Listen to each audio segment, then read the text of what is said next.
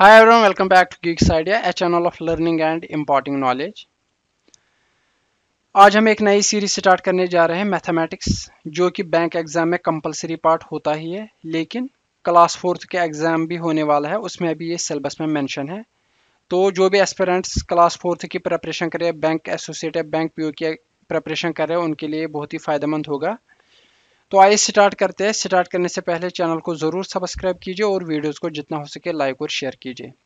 मैंने स्लॉग्स और इनइक्वालिटीज़ पे ऑलरेडी पूरी सीरीज कंप्लीट की है। जो भी स्लॉग से रिलेटेड क्वेश्चन आते हैं, इनइक्वालिटी से रिलेटेड, वो मेरे चैनल पे अपलोडेड है। आप प्ले लिस्ट में जाके देख सकते हो और फ़ायदा उठा सकते हो। और वीडियोस को जितना हो सके लाइक और शेयर कीजिए। तो आइए स्टार्ट करते हैं। सबसे पहले हम जानते हैं कि इनइक्वालिटीज़ परसेंटेज का मतलब क्या होता है। तो परसेंटेज का मतलब सिंपल होता है कि आउट ऑफ 100। परसेंटेज का मतलब होता है simply out of 100। Out of 100 मतलब कोई स्टूडेंट बोलता है मुझे 100 में से 10 मार्क्स मिले हैं, तो वो उसको बोलेंगे उसको 10% मिले हैं। किसी टाउन की पॉपुलेशन 100 होगी, पॉपुलेशन मतलब टोटल मैन वुमेन चिल्ड्रन, तो उसमें से मैन 20 होंगे, तो हम बोलेंगे मैन की पॉपुलेशन कितनी है, 20%।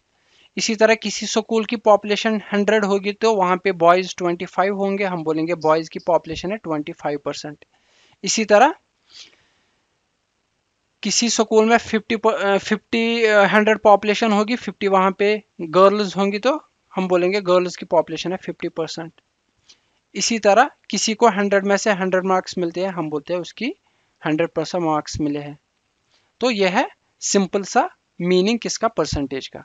अब मैं आपको थोड़ा सा ये समझाना चाहता हूँ कि परसेंटेज का रियल लाइफ में मतलब क्या होता है, ताकि आपको पूरा क्लियर हो जाए। कॉन्सेप्ट एक बार समझ आता है तो फिर उसको आगे जाके भी, क्योंकि जो बैंक एग्जाम्स है वहाँ पे एलिजिबिलिटी होती है ग्रेजुएट लेवल। ग्रेजुएट लेवल का मतलब ये नहीं है कि उसको मैथमेटिक्स ज़रूरी होना चाहिए। जिसने 10th लेवल का पढ़ा होगा मैथमेटिक्स, उसी से फ़ायदा उठा के आप ये एग्ज़ाम क्लियर कर सकते हो। तो आइए समझते हैं परसेंटेज का मतलब क्या है। कोई स्टूडेंट बोलता है कि 10th में हमें एग्ज़ाम देना होता है, तो हमें 500 में से मार्क्स मिलते हैं। टोटल मार्क्स 500 होते हैं, तो वो बोलता है मुझे 400 मार्क्स मिले हैं।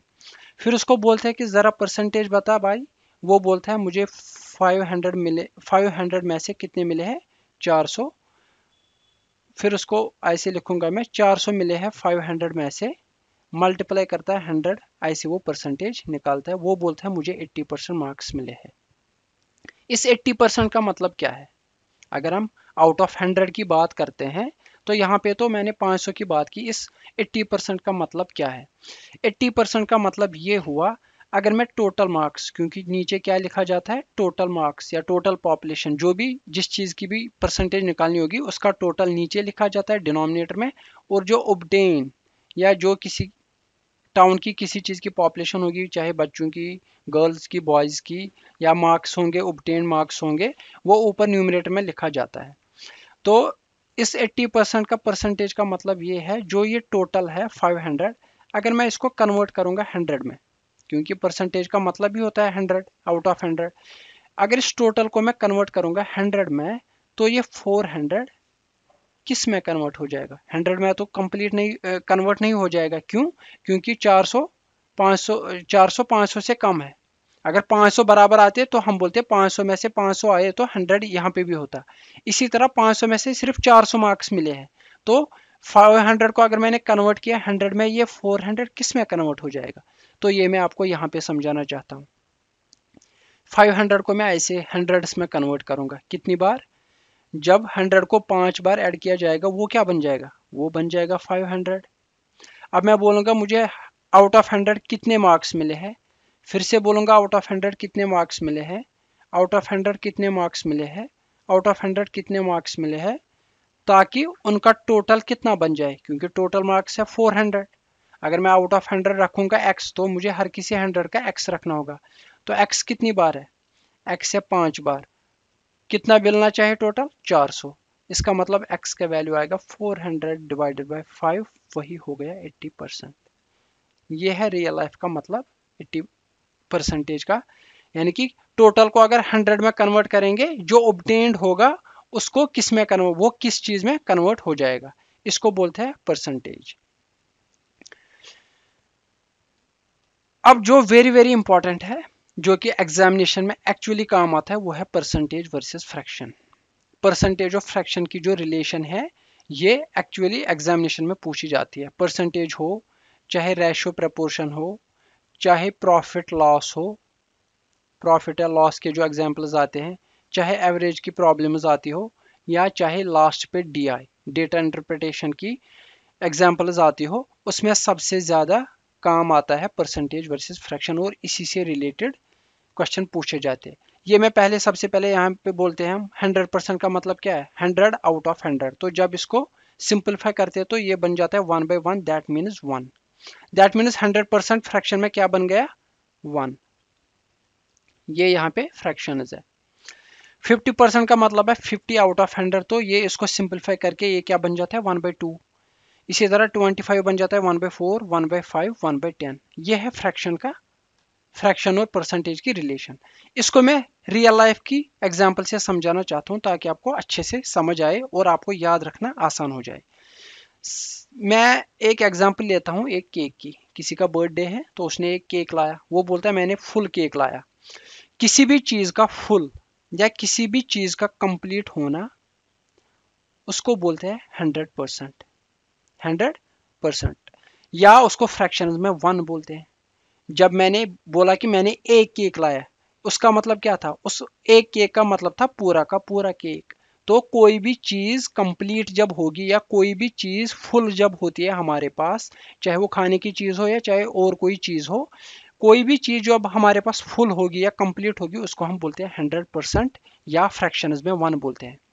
इसी चीज को जब हम दो हिस्सों में तकसीम करेंगे, इसी चीज के हम दो पार्ट्स बनाएंगे, यानी कि बराबर बराबर दो पार्ट बोलेंगे, तो हम बोलेंगे ये आधा है मेरे पास, ये दूसरा आधा है मेरे पास। आधा प्लस आधा कितना होता है, जब दो आधे ऐड हो जाते हैं वो एक बनाते हैं। और हम बोल सकते हैं 50% यहाँ पे, 50% यहाँ पे। 50% प्लस 50% कितना बन जाएगा, 100%। दैट मीन्स आधा क्या है, 50%। यहाँ पे मैंने दिखाया कि 50% कैसे आधा बन जाता है। लेकिन एग्जामिनेशन में आप ऐसे ऐसे नहीं करोगे। फॉर एग्जांपल आपको 60% निकालना होगा, आप लिखोगे 60/100 इज इक्वल टू 6/10, फिर आप सिंपलीफाई करोगे, 2 3 ज़ा 6, 2 5 ज़ा 10, तो 3/5। 60% का मतलब क्या है, 3/5।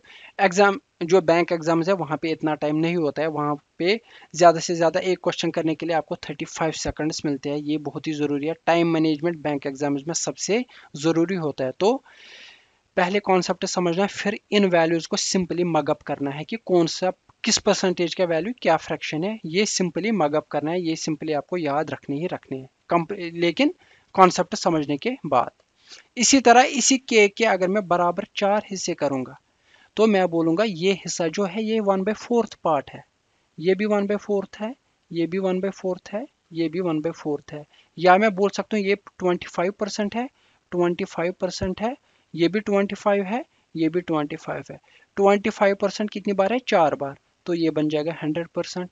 इसी तरह 1/4 कितनी बार है, 4 बार, ये बन जाएगा 1।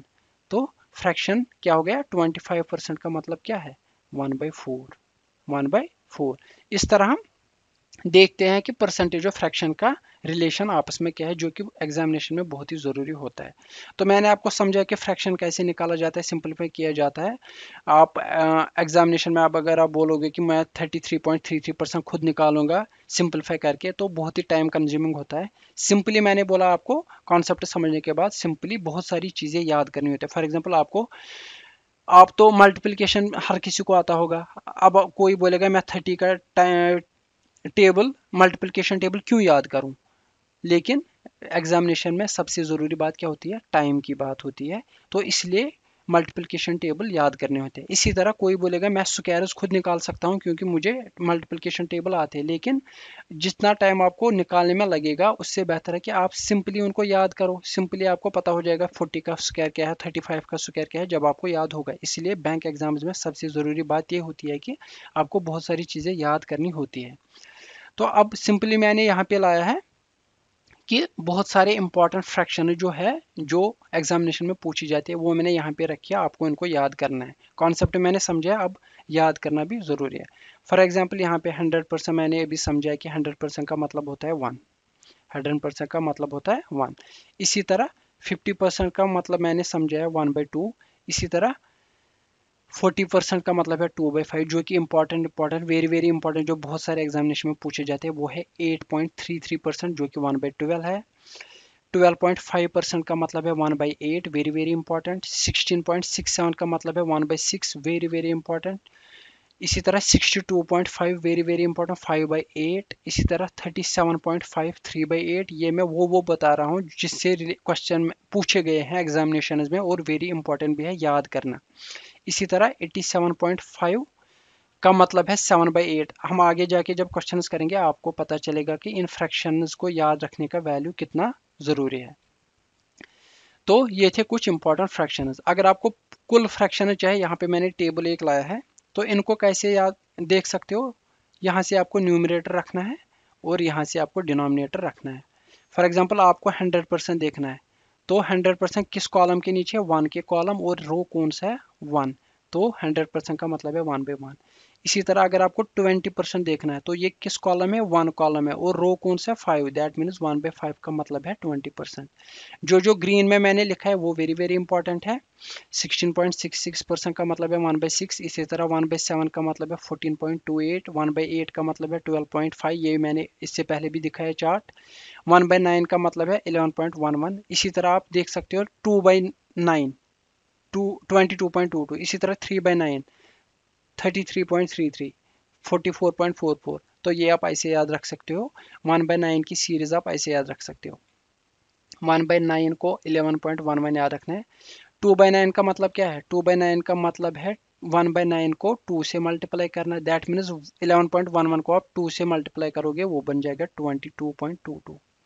3/9 का मतलब क्या है, 3/9 का मतलब है आपने 3 से मल्टीप्लाई किया किसको, 1/9 को। दैट मीन्स 11/11 को मल्टीप्लाई करना है 3 से, वो बन जाएगा 33.33। 1/9 वाला सिंपल याद रखना है। इसी तरह 1/7 का कैसे याद रखना है, 1/7 का मतलब है 14.28। अब इसी को डबल डबल करना है। 2/7 का मतलब क्या है, 28.56 एंड सो ऑन। ये है याद करने का तरीका। ये था 1/9 का मतलब क्या है, 11 से स्टार्ट होता है। इसी तरह 1/11 किससे स्टार्ट होता है, 9 से, 9.09। 1/11 9 से रिलेटेड है और 1/9 11 से रिलेटेड है। ये आपको याद रखने का तरीका है। आप यहाँ पे देख सकते हो 1/11 9.09, 18.18, 27.27, 36.36। सिंपली आपको जितना 2 होगा ऊपर, 2/11 है, 3/11 है, उससे मल्टीप्लाई करना होगा। तो ये है पूरा टेबल, इसका स्क्रीनशॉट लेके आप इसको याद करना जरूरी है, वेरी वेरी इंपॉर्टेंट है। लेकिन जो ग्रीन में लिखे ये सबसे पहले आपको याद होने चाहिए, बाकी आपको जितना याद रह सके आप उनको याद कर सकते, लेकिन जो मैंने ग्रीन में यहाँ पे मेंशन किए वो वेरी वेरी इंपॉर्टेंट है।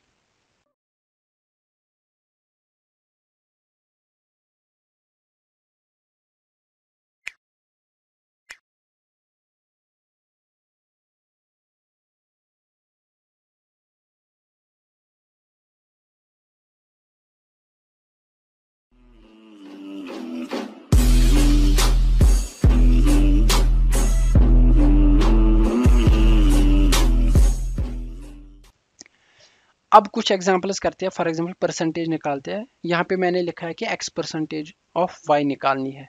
x के नीचे वैल्यूज दिए, y के नीचे वैल्यूज दिए। फॉर एग्जांपल पहला देखेंगे, x का वैल्यू है 10, y का वैल्यू है 50, 540। तो इसका मतलब 10% ऑफ क्या निकालना है, 540, क्योंकि x परसेंटेज ऑफ y निकालनी है। परसेंटेज x के साथ रखना है और वैल्यू कौन सा है, 540। इसका मतलब अगर हम ऐसे करेंगे जैसे बचपन में सिखाया जाता है, ये है करने का तरीका, तो आंसर आएगा 54। लेकिन एग्जामिनेशन में हमारे पास इतना टाइम नहीं होता। अगर आपको याद होगा 10% का मतलब है 1/10, जब आपको फ्रैक्शन पता होगा तो आप सिंपली लिखोगे 1010 कैंसिल 54 आंसर।